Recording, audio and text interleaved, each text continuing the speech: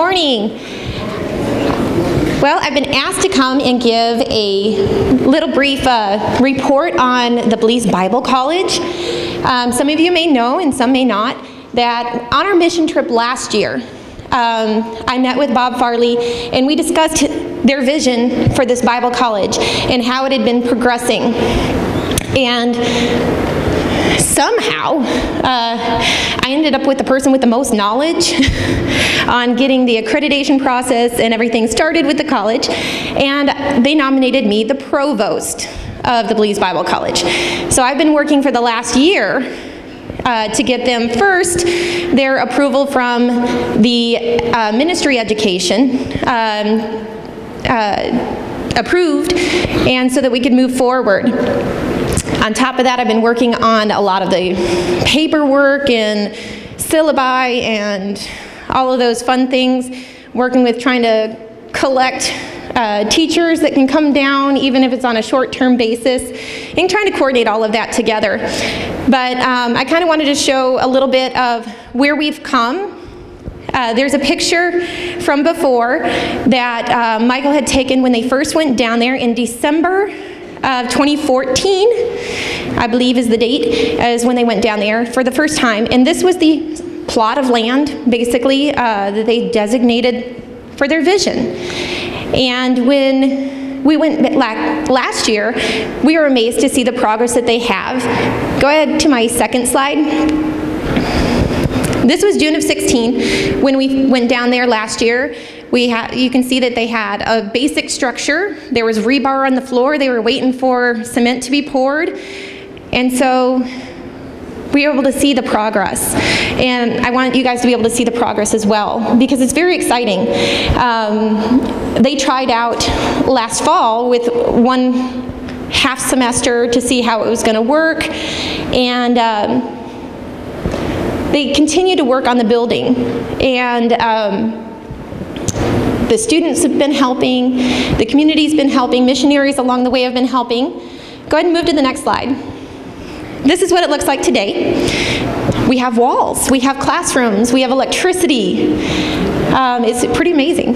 And they're waiting for the doors, the windows, and the tile. And so one of the next missionaries to come down is going to be able to help with that. You can see these are two of the classrooms. One was going to be designated for the theology side of the program, and one is going to be dedicated to the music, because they're going to have a lot of keyboards in there and such. There's a small room that's going to be a computer lab, and then some offices also in this building. And so it's progressing. It's exciting, and they're hoping it will be done. Go ahead and move to the next slide. Because part of our curriculum is also utilizing the agriculture barn that Alex Schultes helped design when she had gone down. And so this is what it looks like today. They've put some raised beds in there, and the University of Belize is actually going to be able to come in, and they're going to take a quarter of this to use for their curriculum. And they said that they're going to bring down all of the tools and everything necessary that we can actually borrow during our preparation on our side. But to be able to do a little sharing there, and all of the produce that they produce will actually go back to the college, so that they can either utilize it as part of their sustainability, or they can go to market and sell it. So this will be very exciting to see how they're able to teach those that are down here at the Belize Bible College how to raise these beds and how to properly cultivate them. I'm not very good at agriculture, so I couldn't tell you much more than that. Go ahead and do the next slide. They're also building some campus faculty residence housing. This one will be going to the Coffey family. Aaron and Ashley Coffey just moved down there in June. And so they have their son Caleb with them. He's so adorable. And they're excited. They're seeing their building go right up. They have all the funding for it, so they're just waiting for some supplies to come in and some more missionaries to come down and help. Go ahead to the next slide.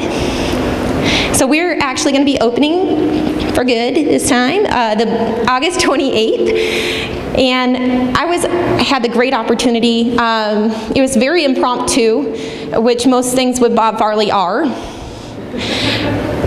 He said, hey, I'm going to invite some people over on Thursday for a lunch, and you're going to tell them all about everything you've been working on. And they were former students, potential students, and some actual potential faculty. And they ranged from anywhere from 18 years old to, I believe, the older Chinese man, yes, he was Chinese, is going to be, I want to say 65, somewhere in there. He didn't actually tell me, but just kind of guessing there. So we have a very diverse group. It was very exciting to meet with all of them, and they were very excited to hear about the program. I've developed a mission field ready program for them. And we've come to realize that a typical academic degree down there won't do any good because they're not going to pursue higher education or writing books or research papers. And most of them aren't going to come back and teach. Most of them are actually going to come back to their own communities and preach and teach and share the gospel message. And so the entire focus of the Bible College is making them mission ready. And so it has a lot of interactive sections, including service learning projects, where they actually have to go out and perform the skills that they've learned in class. And it's very hands-on. It's called a flipped classroom model for anyone in academia that knows about those things. And they're very excited about it. Also in this, they also have what we've called a STEM program. And they're going to have an hour of regular lecture and the breakout sessions and things like that. But then they're going to go with a translator who's a student translator. They've already sat through the class with them. Now they're going to go back and talk about the things that they discussed in their heart language. So right now we have someone that is going to be translating in Quechua, which is the most common language in their area, and Mopan. And possibly even Chinese if we get any more Chinese students. The other guy has agreed to be a translator. So those are very exciting, and they're going to be able to take the theological aspects of the class, and some things aren't translatable.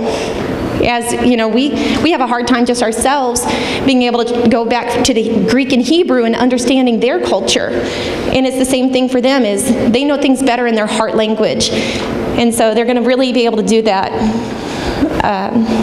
understanding it a lot better, I think. And I'm going to be going back, I'm hoping, on August 28th for the first day of school. But I'll also be going back quarterly to meet with them, and plus we'll be Skyping along the way and trying to get things all coordinated. And so hopefully within 4 years, they're hoping less, we'll be accredited. So thank you.